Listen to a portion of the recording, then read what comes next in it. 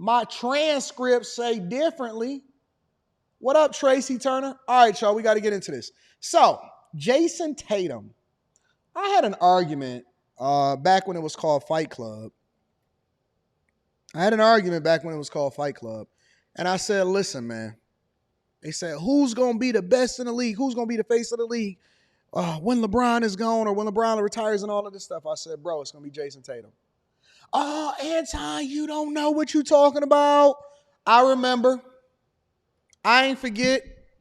And I still got the past shows on hard drives. Yes, I do. Yes, I do. I got them backed up. 3 hard drives, 3 different places, and in the cloud. I still got the conversations from the previous shows on hard drives. They said, Anton, who you think gonna be the face of the league? Who gonna get the biggest contract up to date this far? I said Jayson Tatum. Jayson Tatum is gonna be the one. His game is literally perfect. He hasn't even remotely reached where he's going to be when it comes to his skill set. He's light-skinned with good hair. And he largely stays out of mess. You don't see him involved in nothing. You don't see him implicated in nothing. He ain't got a bunch of babies running around. Jayson Tatum is up next. I said it. Is Jayson Tatum is the face of the NBA today. It's not Wemby. It's not Curry. It's not none of that. Luka is not the face of the league. Luka is their international reach. They got to have the French players. They got to have the European players. They got to have all of them. Luka is the international reach. When it comes to the American face of the league, it's Jayson Tatum. It's Jayson Tatum. Light skin, good hair, can hoop, ain't got no awkward shot. That's it. That's all it is. Straight up. All day long. And he don't get in trouble, and he don't over talk, and he ain't got no podcast or nothing like that. He just hoop. He hoop and he go home. He hoop, he go home. He stay keeping whatever the business that he got to himself, and he don't get involved in none of that. It wasn't Ja Morant. Ja Morant was never going to be the face of the league because he got dreads. Ja Morant was going to get paid. Ja Morant is going to be successful. Ja Morant is going to be the face of Memphis. But it was never going to be Ja Morant ever. Because Ja Morant is going to be the face. Ja Morant was going to be the AI of the league. But AI, as great as he was and as much as we all endeared him, was never going to be the promotion that they needed in order to get the NBA to the next level. Jayson Tatum, he checks all the boxes. Ja Morant was too busy riding around in the car with the pistol and all of that stuff. Jayson Tatum, he keep to himself. He quiet. He studied under Kobe. He ain't got no crazy braids. He ain't got no locks and none of that type of stuff. He plays for Boston. The Boston Celtics, one of the most storied franchises in league history, where the majority of the people that go to the games are white people. Come on, man, get out of here with that. It was always Jayson Tatum's to lose, and he didn't fumble it. Absolutely not. But anyways, Jayson Tatum recently signed a 5-year, $314 million Supermax extension. I said, Jesus Christ. Oh my God.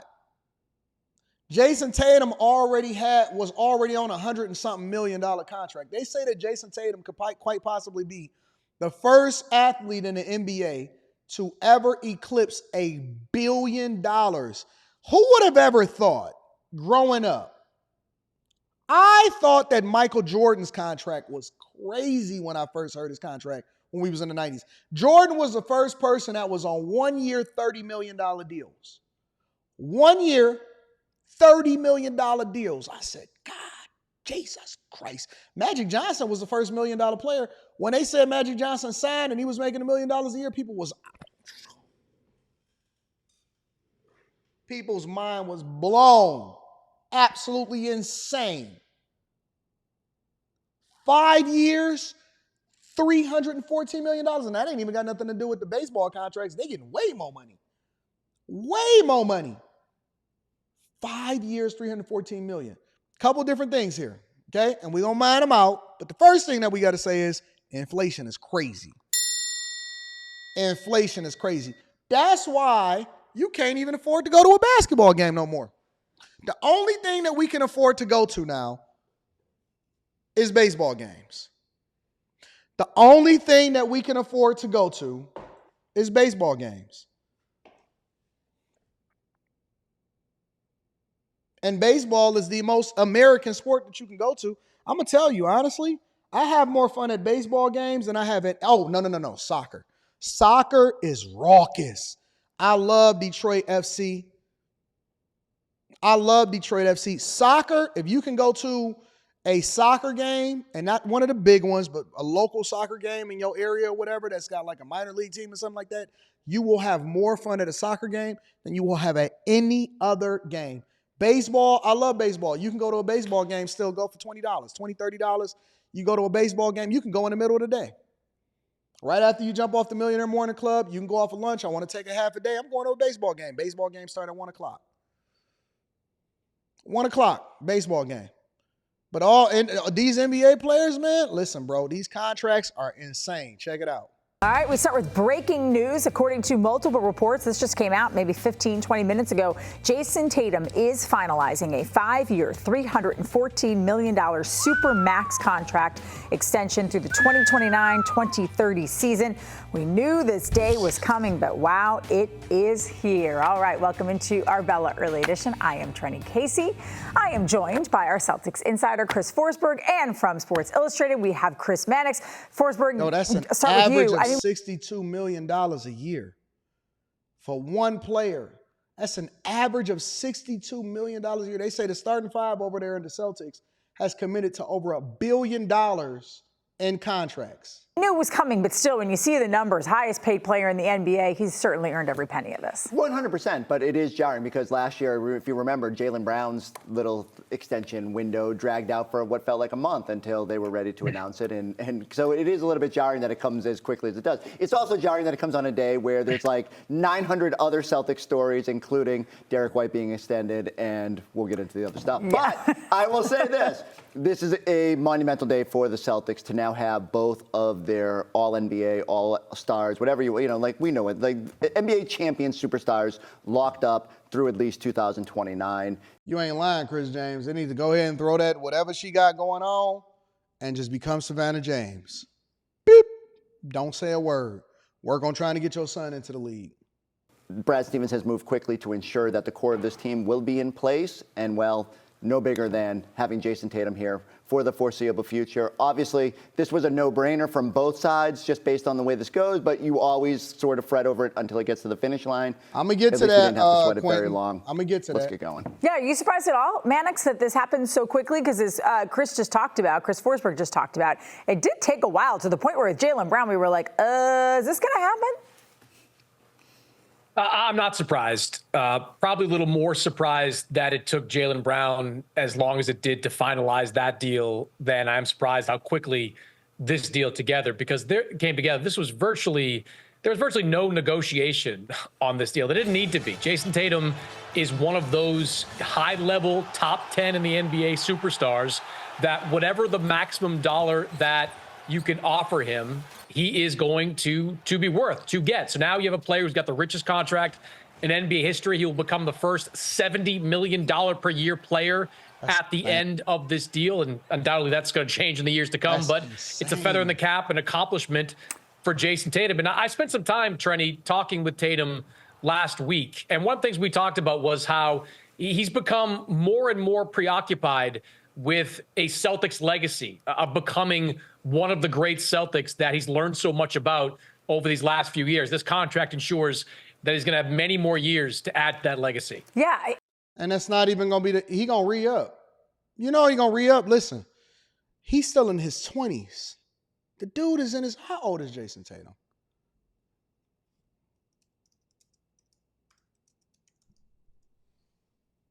This dude is 26 years old.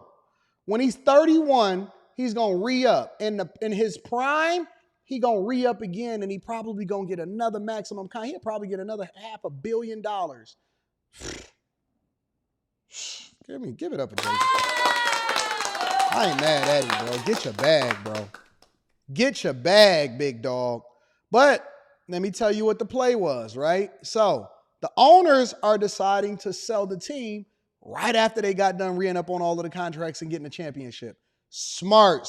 And it's just weeks after winning their 18th championship. The Celtics are up for sale in what would likely be pretty easily, I would think, a record-breaking NBA transaction. Joining us now, Dan Primack, Axios business editor.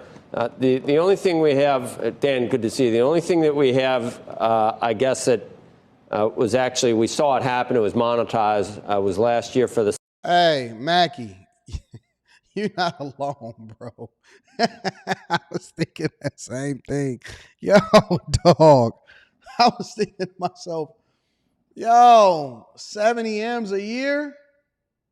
Yo, people be sitting here talking junk, complaining. Oh, man, I can't believe you making this or whatever. Like, listen, leave me out of the conversation now. When you got NBA players making $70 million a year, when I see some of the stuff that I see on the internet that these people is making, I just be like, you know what? Can't leave certain people alone, because then that's just a crabs in a barrel mentality. Y'all got way more people to talk about as far as whether or not they are worth or whether they, and I'm an advocate. Listen, if you can get your bag, as long as you're getting it legally, I'm all for it. But leave me alone. I was thinking the same thing, like, dang, 26, 27 years old, 70 M's, already going to make over $500 million and probably going to eclipse $1 billion by the time it's all over. Man, what? Suns at $4 billion, but already we know some teams are valued at a lot more than that. The Celtics could be valued at twice that, couldn't they? I'm not sure about twice that, but yeah, look, this is the Boston Celtics compared to the Phoenix Suns, in NBA hierarchy. Obviously, the Celtics are a much more storied franchise. One tricky part about the Celtics, though, they don't own their own arena. Actually, the owner of the Boston Bruins owns their arena, which definitely limits the amount of revenue they can get from parking, from beer sales, et cetera. So that is a little bit of a sticking point. But yeah, this is going to be the richest NBA franchise ever, maybe the richest pro sports franchise ever. Yeah, that's pretty amazing. And it's been supposedly not a total surprise. Grossbeck, the family's been thinking about this even before the championship and for months. Why do you think? Because of where the numbers are, or for really it is for estate planning purposes? I think it's two things. One, it's important to note this really is the Grousbeck family, which only owns around a quarter of the team. So really, even if you were say the team was $4 billion, you're really only putting up $1 billion, right? You don't need all four, which is kind of similar to the Phoenix Suns. That was only about 30 or 35%. Hey, they be talking like $1 billion ain't no, you only putting up like $1 billion. What? Stake. Yeah, I'm told he's been talking about it for a few months. Didn't make the final decision until after the championship. I know, Wick Grousbeck himself has been spending a little bit more time in New York, has some other interests, has owned the team over 20 years. Even as a part of this, would maintain and still be the so-called governor through 2028. I think he kind of wants to maybe do something new with his life. He's put in the time here. He's enjoyed it. I think he does like holding court at courtside and being in, the fancy club during halftime. But this is a way to provide for his family for generations. Talk about a growth curve. Look, they bought into it in 2002 at $360 million. This just tells you that inflation is real. And that if you don't put your money into assets, I don't care how little it is. Because a lot of us is just living to survive or working to live and just put food on the table. $360 million in 2002. By 2023, 21 years later, 22 years later, because I'm seeing valuations. Actually, let me go over to, I want to go over to Bloomberg. They saying that the valuation is actually probably a little bit closer to $5.5 billion. An appreciation of over $5 billion over a 20-year span is insane, bro. David, good morning to you. Looking forward to this one. What do we need to know about Josh? Josh Freeman was a poor boy, or I wouldn't say poor boy, middle-class upbringing, Boston, went to Harvard, Harvard College, Harvard Business School, Harvard Law School, top of his class every place, Marshall Scholar, degree from Oxford. And then he went to Goldman Sachs with that kind of pedigree. You're not surprised, perhaps. He then went to a place that wasn't as well known as Goldman, then Drexel. And at Drexel, he This just tells you that you ain't got to be a superhuman hooper that's 6'8", 6'9". You ain't got to do none of that. All you got to do is go to school, work hard, put yourself in a position, leverage your skill set, generate revenue, and you can very much be the owner of the team. You ain't even got to do all of that. You could be the owner of the team. We don't even know who David Rubenstein is. Does anybody know who David Rubenstein is? He was there and very, very smart person, but then Drexel imploded. And so when Drexel imploded, he started his own firm with his Harvard Law School roommate, and they built it into a gigantic credit shop called Canyon Partners, which has done it very well. It manages about $26 billion now. A Japanese bank just bought a big stake in it, a Japanese insurance company, and they're in very good shape. They've given spectacular returns to their investors over many years in credit, principally. And he's a very, very smart person, and I had a chance to spend some time with him recently, and I can see why he's done so well. Very, very analytical, very smart, knows the credit business quite well. You know what I want to do? You know what my next play is that I want to build up over the next 2 to 3 years? Once I really, really start rolling with this, after building this whole real estate, doing all of these build outs from these properties and stuff like that, I want to get into the finance game. As a person that understands banks and that have been intricately involved in banks for well over 10 plus years now, I really want to get into the finance game. And I don't want to get into the finance game as far as like traditional banking. I want to be the lender. I want to take and leverage the money that I make and extend it to people who are, in particular, bag chasers. Because for years now, at least 3 years now, every single year we give out all of this money, right? And I give it out because I want to support businesses. But I actually want to become a person that finances people's dreams, homes, and I don't know what the criteria with that would be as far as what kind of regulations would be associated with it, how we would have to set up the business to classify ourselves. But that's eventually what I want to get into. Honest to God, that is my next big play. I ain't about to sit here and be going into partnership with people and all of that stuff. I want to actually be the bank. I want to be the lending institution. I want to create the infrastructure around it. And I want to primarily have it for just people that are part of the chasers.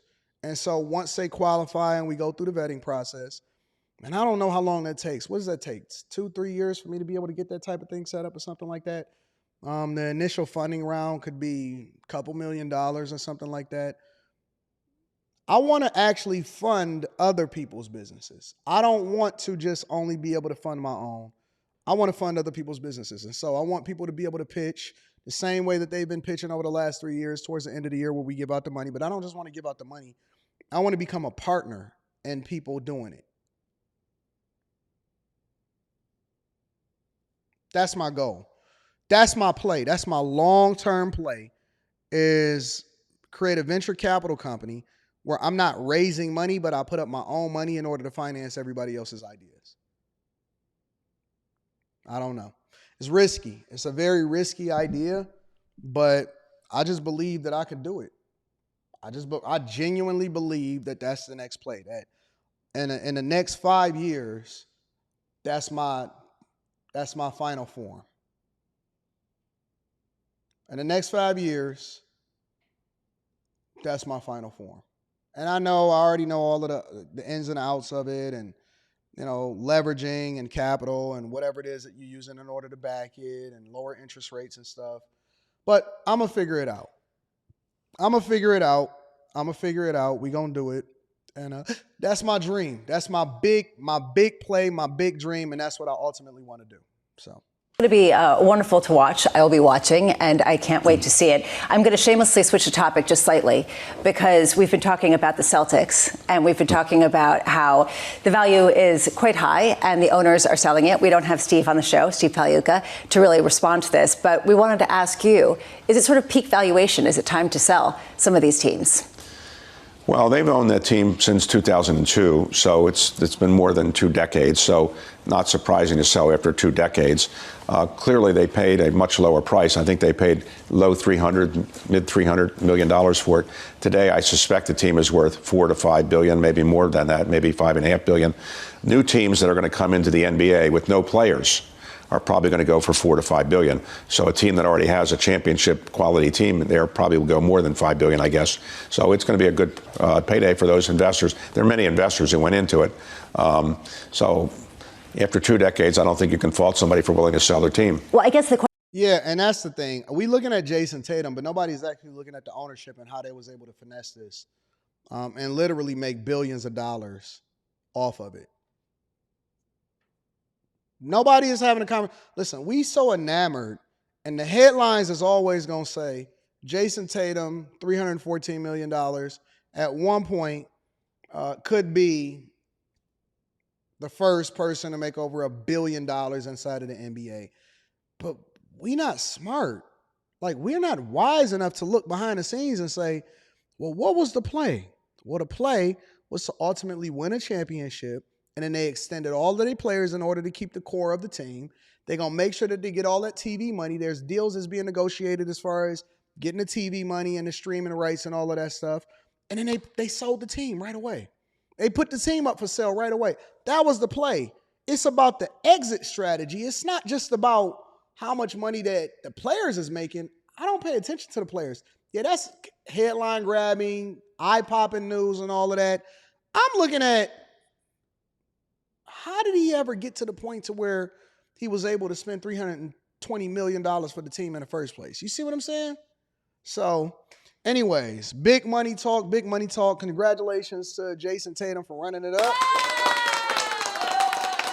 Can't hate on that. Ain't no way in the world that you can hate on that. Anyways,